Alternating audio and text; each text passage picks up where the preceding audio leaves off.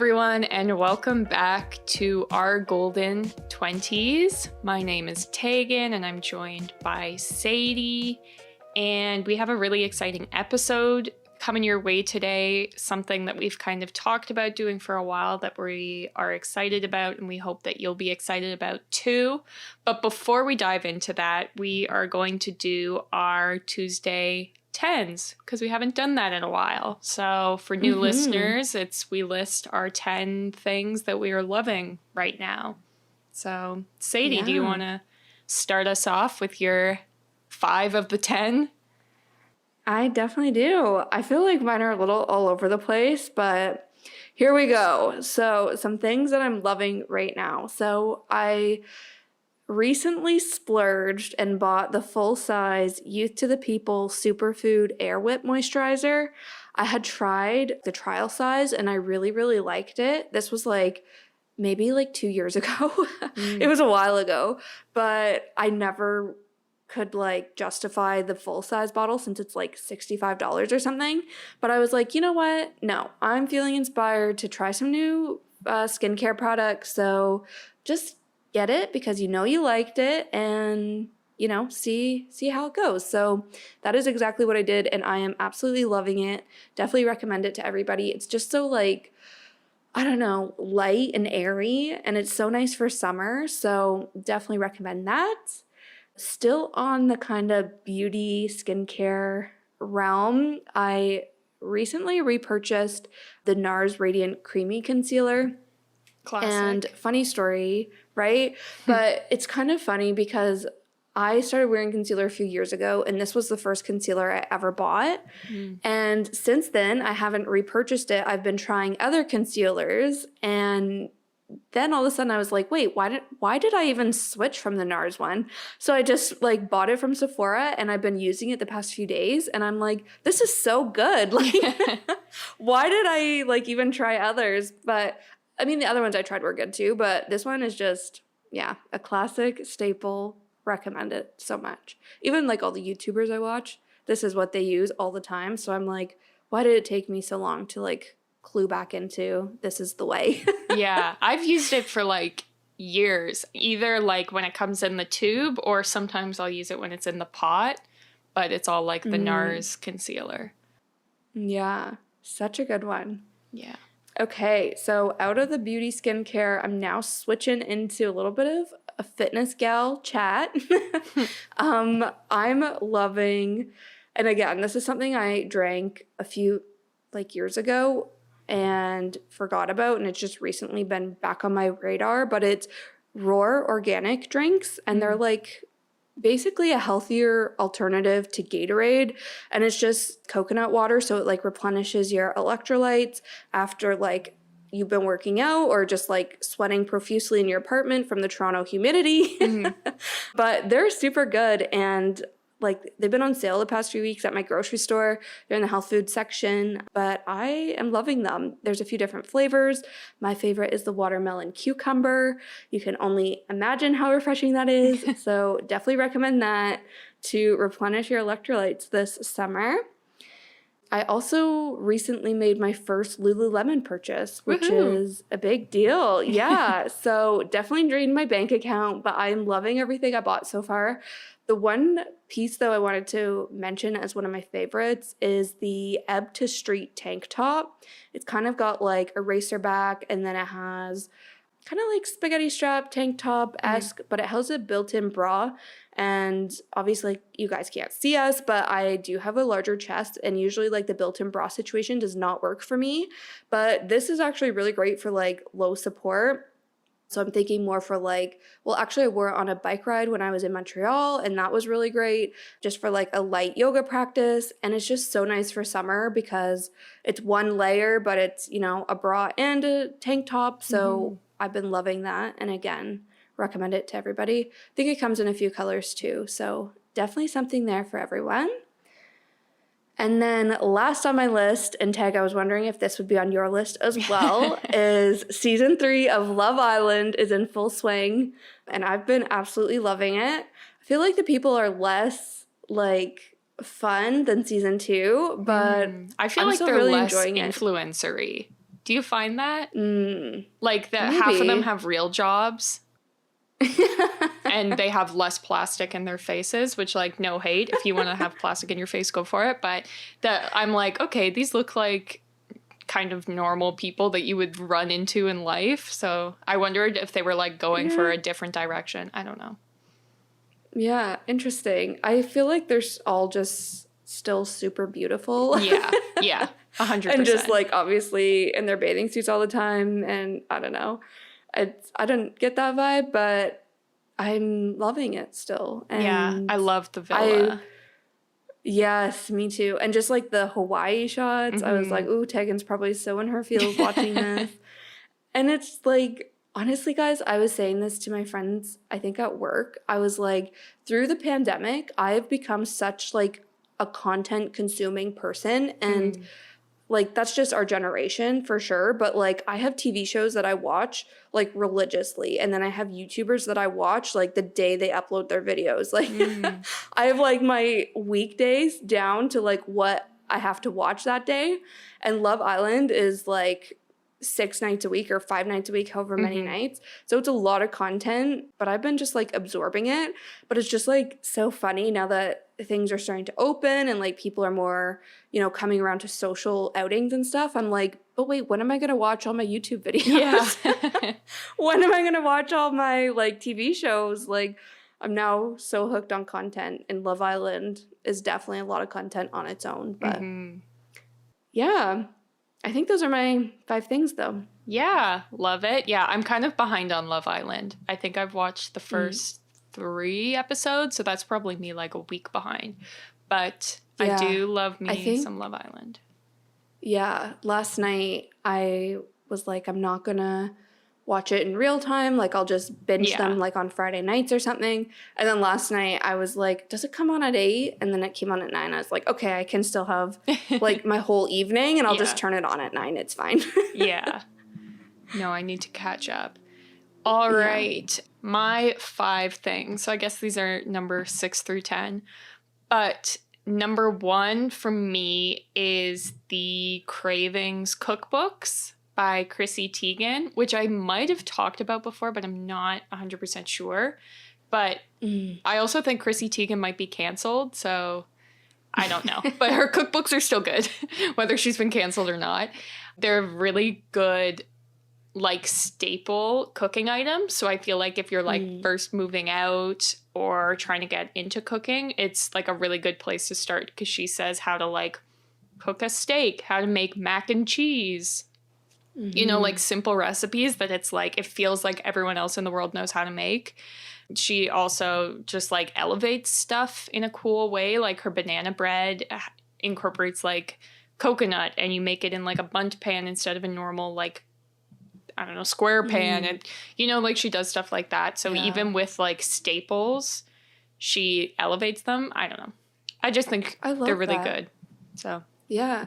Is it like all meals of the day, or is it like mainly breakfasty things? Or no, it's all, like there's like a breakfast, like a sides section, a section that's like sandwiches, a section that's just Thai food because her mom's Thai, and she's half Thai, I think. Yeah. And then a dinner section, and then a section that's recipes that people think are hard but are really easy. So it's like, I love that. It's really cool. And she explains everything. Like, I just made one of her recipes, and you had to tenderize your chicken to make it like really flat. And I'm not a huge cook. I don't have a meat tenderizer. And she's like, list other things that you can use. One of them was an empty wine bottle. So I was like, I can do that. But yeah, so it's like stuff like that. If there's terminology that maybe you might not know, she explains it. So. Yeah. It's cool. I'll have to check that out. Yeah. And they're like, they look cute in your kitchen. Like it's a cookbook that you can have like beside your microwave or whatever, and it'll look good. Yeah. Next on my list, which I might have already talked about. I can't remember. I either talked about it on TikTok or on the podcast, but it's just Juliet Has a Gun. They're perfumes.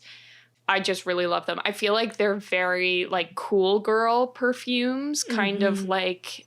There's a couple brands that do that really well. Like they're trying to be like, young working women, that kind of vibe, which I love. They have a trial size set where you get 5 of their scents in like little trial sizes, and it's something like $30.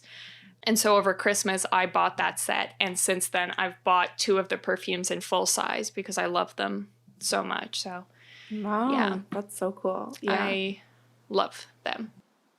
Yeah. Number 3 on my list is something that I wanted to bring up because hopefully we'll be able to travel soon. I don't know. But fingers crossed. And it's the app Hopper, which basically scans flights for you. And it tells you if your flight's the cheapest, if you should wait to buy, that kind of stuff. And I've bought at least 2 different like sets of flights for trips through the app. And it's been like really good. It sounds kind of sketchy, but with one of my trips, I had a problem with my tickets, and Hopper, they like dealt with the airlines for me. Like they were like really good. It's That's not key. Yeah, because it seems kind of weird if you're buying your airline tickets through a separate thing. If there's a problem, how do you get it resolved? But literally, I called like the Hopper hotline, and then they called American Airlines and Air Canada and dealt with them for me, and then would like report back. So yeah.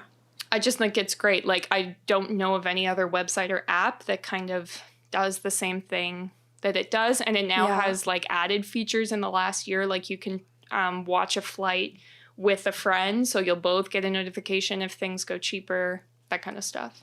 Oh, yeah, I love that. I've used Hopper twice as well. I booked my trip to San Francisco and my Bali trip through Hopper. Ooh, okay. And I loved it, but neither flight was ever, like, delayed or anything, so I didn't know how the customer service would be, but it's so good to know if there ever is like a problem or like cancellation or whatever, that their customer service is good. And like pre-COVID, I was tracking so many flights, like flights to every city like on the planet that I wanted to travel to at some point.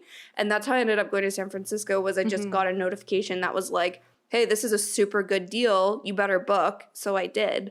But it's cool you can watch with friends and stuff. Like, we should definitely get on that tag, start planning some adventures. Yeah, I think they are even doing, like, hotels and car services. I haven't, like, ventured into that world. I've only used it for flights. But, yeah, they've been great. And I think, yeah, the last time I was on the app, which, again, was well over a year ago now, you could also, like, freeze rates. Yeah. So you pay just like maybe a little bit more, or maybe you didn't pay anything. So if you saw a flight for like, I don't know, a like round trip to New York for like $125, which would be like a super, super great deal. You could, but you weren't ready to book in that moment. You could like freeze it for 24 hours and then like, you know, take advantage of that price within that freeze window. And that I think is so unique. And like, yeah, no other app does that from my knowledge. Yeah. So definitely if you're like a traveler or starting to kind of plan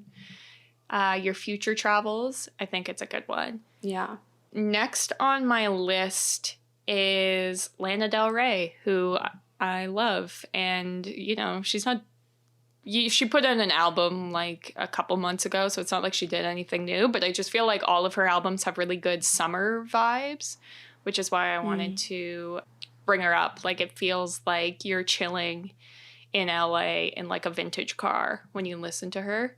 So if that's the vibe you want, Lana Del Rey is the girl for you. And last on my list is the website Letterboxd, which I use literally like a couple times a week. And it is a movie tracking website. And so if you are like a reader and you use Goodreads, it's basically the same thing, but for movies and limited TV series that you watch. And yeah, so if you're like a big movie person or you're trying to like get more into movies, it's a good place to start. I find that their ratings are really good, much better than like IMDb.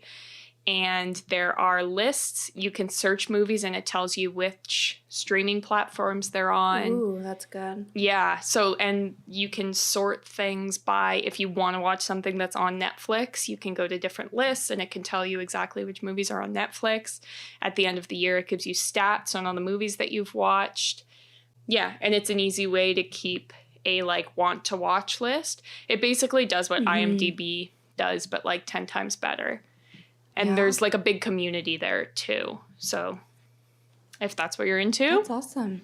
Yeah. Yeah, I had no idea that existed. I just got on the Goodreads train. Oh, yeah. And now I'm like, all right, I'm into the book world. Let's dive into the movie world too. Yeah, why not? It's track my books, my movies, my flights. Like, let's everything. go. Yeah, I'm on Goodreads too, but I don't read fast enough. Like, I read like a book a month. So then it's like I log in once a month and I'm like, okay. Whereas like when I'm watching movies, my stats tell me I watch 2.5 movies a week. So Wow. I can super cool. Go on 2.5 times a week and log my movie watching experience. Yeah. I hope people like this segment because I absolutely love it. Like everything you said, I'm like, and every time I'm always like, girl, you need to like get some affiliate links because I'm going to buy all of these things.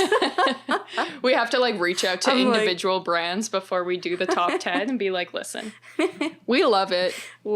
Yeah, so good. I just feel like I definitely want to check out this Chrissy Teigen like cookbook. Yeah. I heard of Juliet Has a Gun perfumes, but like I don't know if I've smelt them. Maybe some that you have, but yeah, my wedding perfume is one. And then, and that smells so good. Yeah, it's like such a good fall scent. And then I bought one that's called Vanilla Vibes, which is basically like their summer scent. So it's like coconutty and you know. But they have a lot of good fall scents. Like they have one called Moscow Mule, and I think they're actually unisex. So if you're someone like, I don't necessarily want to wear a perfume that's like super floral. I'd rather have just like, I don't know. For some reason that doesn't seem like day-to-day work vibes for me. And so they have a lot of scents that are like spicy and like pepper and leather and, you know, that kind of stuff. Yeah. And it always smells so expensive. And like you said, just like such cool vibes. Yeah. Yeah. Exactly. And also, speaking of cool vibes, I don't think I've like listened to any Lana Del Rey. So that's another thing I'm going to do right after this is like listen to some Lana Del Rey. Yeah. You honestly influenced me. Yeah. I'll throw some of her on our, we have like a playlist that's things that we mention on the podcast. So I'll throw some like good summer vibes. I feel like she has all different, like she's been an artist for a while. So it kind of depends on like what kind of vibe you want, but very summery, I think. I love that. Yeah. Awesome. So we'll jump now into the main part of today's episode, and the whole topic for today is to journal with us. So we wanted to provide you guys some journal prompts and some dedicated time to actually think about the prompts and answer them yourself with your own journal. So I feel like journaling's a hot topic right now, but not many people talk about why you should journal or even like how to journal. So we'll definitely get into that before we get into our prompts. But I do want to just like tell you guys that this is going to be a slightly different style episode, just because, like I said, we want this time to be like carved out you time and for you to actually like use this time as like workshop time to actually journal and answer the prompts. So we're going to, like I said, explain, you know, why you should journal and maybe give you some tips on how to journal. But then we're going to just go into a prompt, and then we're going to just play some music for a couple minutes while you answer the prompt.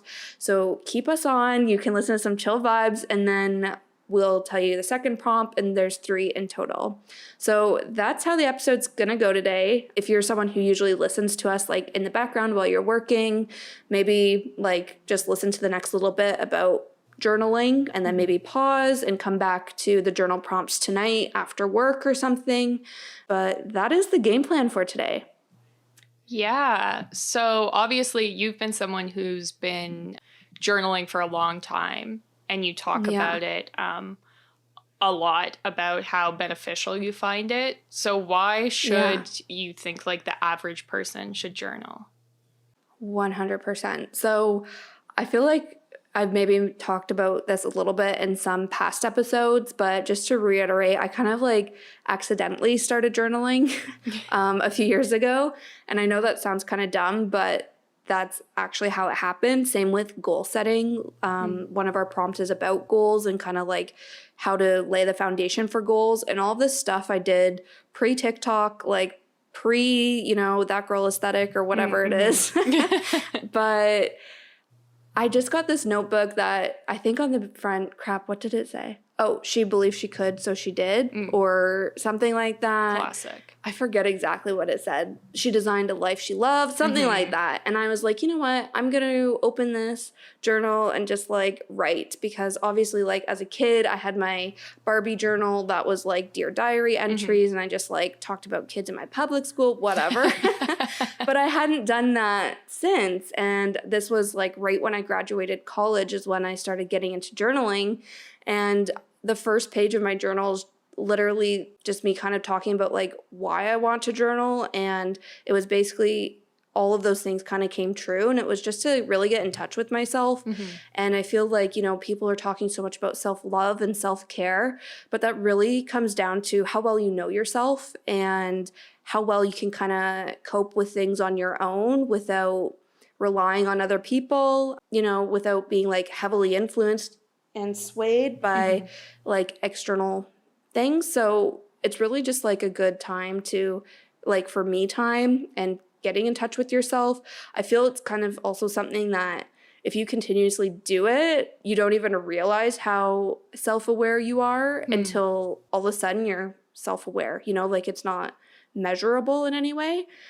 But the other thing I love about journaling too, actually two more things. It also, we've talked about this in a past episode, but it just provides physical space to all the things that are going on in your mind. So it's kind of like clearing up that mental space, providing all those thoughts, just having a brain dump on paper so you can, clear your mind, avoid anxiety, avoid getting overwhelmed and stressed out, because those thoughts are no longer living in your head, they're living on the piece of paper. So I think that is also a huge benefit of journaling. And the last thing I want to also say, going back to the whole goal piece, is I find journaling is also a really great way to like manifest things. And I know not everybody believes in manifesting, and that's fine. I honestly don't know if I do either, but I will say that it is interesting and very coincidental that some things that I wrote in my journal just happened to come like to fruit to life kind of thing. Right. So I think maybe don't write it. Like if you don't believe in manifestation, like don't write it as like, I am manifesting this trip or like this milestone in my life. Just write about what you want, and you'll probably find it super interesting that in a year or a few years, if you were to reread your journal, you'd be like, oh my God, like that actually happened. Like I totally forgot I wrote about this and it came to life. So definitely think it's a good manifestation tool as well. Yeah. I feel like you're the girl who talks about journaling and I'm the girl who talks about therapy. But I feel like it's also a really good tool if you see a therapist. Yeah. Because sometimes when you see them, you're like, I don't even know what I want to talk about. Whereas if you actually have a physical journal and you're talking about the things, like you're doing the self-reflection work, you can be like, okay, so these are the things I thought about. This is what I figured out. And they can kind of help you with your journaling unpack what you were writing about. So totally. Yeah, I feel like it's just another good way to practice a lot of the stuff we talk about in a lot of episodes. Yeah, I think that's so true. And I think we've said this a million times, but I'm going to say it again, that like journaling and therapy are definitely like you investing in you and like helping you become the best version of yourself. And they're really the ultimate like acts of self-care. So we're all about, living our best lives, being our best selves. So that's why we talk about these things so much. Yeah, exactly. And I think one more thing we wanted to touch on before we went into the prompts is if you are someone who's never journaled before and you're like, I don't even know where to start, what would you suggest, Sadie? Yeah. Well, first of all, I think this is the perfect episode for you. I think when people first sit down to journal, they have no idea what to journal about. Right. And it feels kind of weird just like writing what you're thinking. Like you're like, oh no, that doesn't deserve, the energy of me writing it out. It does deserve the energy, but I totally know what you are thinking and feeling. So starting with prompts is like definitely a good way. I love to write like physically in a notebook, but I've also just like scribbled on scrap pieces of paper and like wrote journal entries on scrap pieces of paper that I maybe recycle later or don't keep forever or whatever. But I also have like a notes app on my, or obviously everybody has the notes app on their phone, but I use that. And that's kind of my on-the-go journal, where if I have like a really long-winded thought in my head and I'm like, my hand's gonna cramp up if I write this all out, just put it in your notes app. Like texting it is a lot, or like typing it on your phone's a lot easier sometimes than writing it. And I think we've also mentioned like sometimes I'll do like list format and like bullet points. Other times it's like full sentences, full paragraphs. Sometimes it could be like a doodle. Could be like any kind of style that you like want to write your thoughts out in. And it doesn't have to be pretty. Like we don't need these, you know, to be like Pinterest worthy spreads here. Like we just want to get the benefit of journaling. It doesn't matter how it comes out and how it looks. Nobody will see it except for you. I love that. Yeah. Awesome. Well, I think if you are going to pause this episode and come back to journal with us later, this would be a good time to pause it. For everyone else, get your journals and your pens ready. Yay. Oh my God, I love this so much.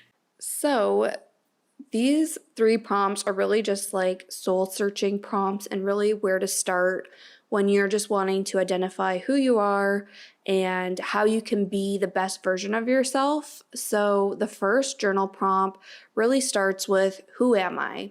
So the prompt is just to describe yourself and your identity. We want you to think about, what are your personality traits, the good ones and the bad ones? What do you value? What are you passionate about? What fulfills you? Your interests? Literally everything and anything that makes you, you. Just write it down to describe yourself.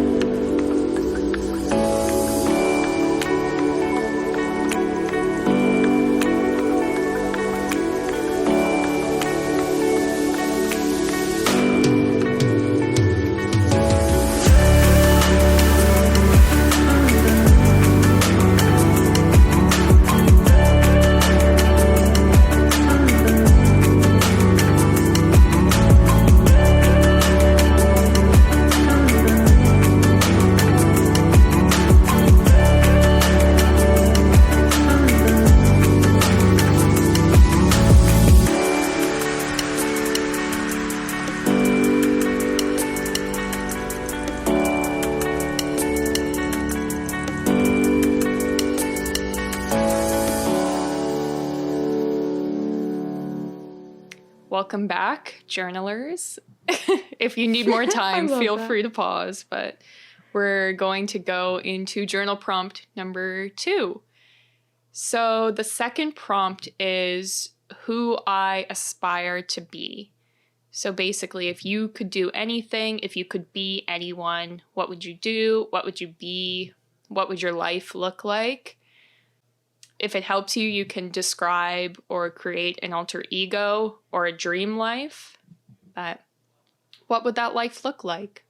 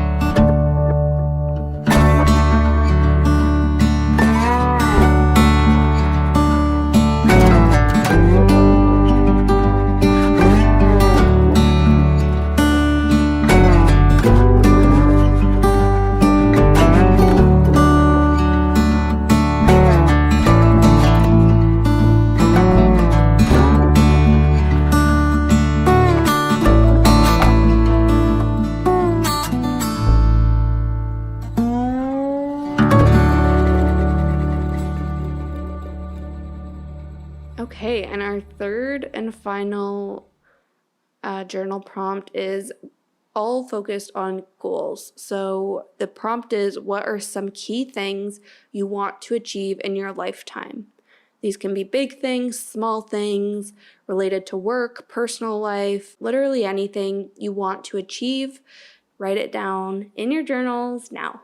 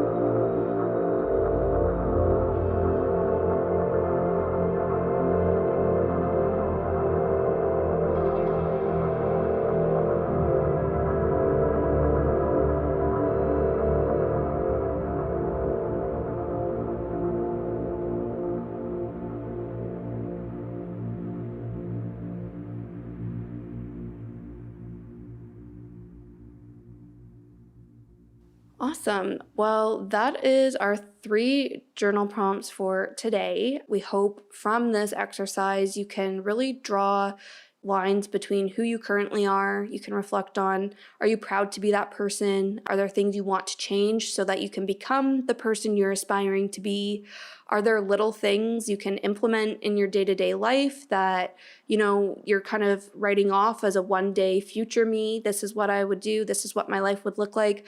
Are there things that you can do now today to start being that person and start living that life? So it's honestly as simple as that, friends. Like, if you have a vision, you just need to live out that vision and just start showing up for yourself. And before you know it, you're going to feel like extremely proud of yourself and just start really loving the life you're living if it's the one that you have always envisioned for yourself.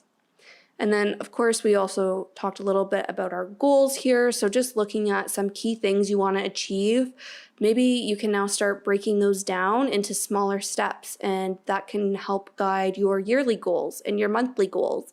And if you want your weekly goals, like really taking those big, key life milestones, using that to guide your goals moving forward, I think this is a really great place to start. And I hope you guys enjoyed that little exercise. Yeah, if you like that, or maybe you are already a journaler and you've probably seen those prompts before. And so if you're looking for more, you enjoyed this exercise, we are going to be posting 5 additional journaling prompts to our Patreon page. You can see them for as little as $2 a month. And not only do you get additional content like the bonus prompts, we have like meal planners and ideas up there, but you also get to hear all of our episodes early. And it is the best way to show your support for the podcast. Outside of Patreon, we are on all social platforms pretty much at our Golden 20s. So that's Instagram, Facebook, TikTok, Spotify. You can find us there. And if you like this episode, give us a shout. We'd love to hear your thoughts because this is something a little different, but we hope you liked it. So thanks for listening. As always, we put out a new episode every Tuesday, so make sure you follow and subscribe. And we'll see you then. See you next Tuesday.